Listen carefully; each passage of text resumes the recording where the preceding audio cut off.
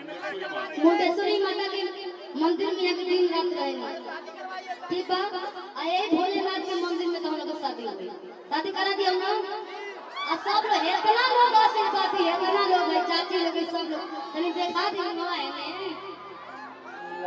बहुत जगह लड़की लोग देखौती होला, लेकिन लड़का के देखौती होता। लड़का ठीक बा ना जी, लड़का ठीक बा, लेकिन लड़कियों से पूछल जरूरी बा कि लड़का ठीक बा कि नहीं।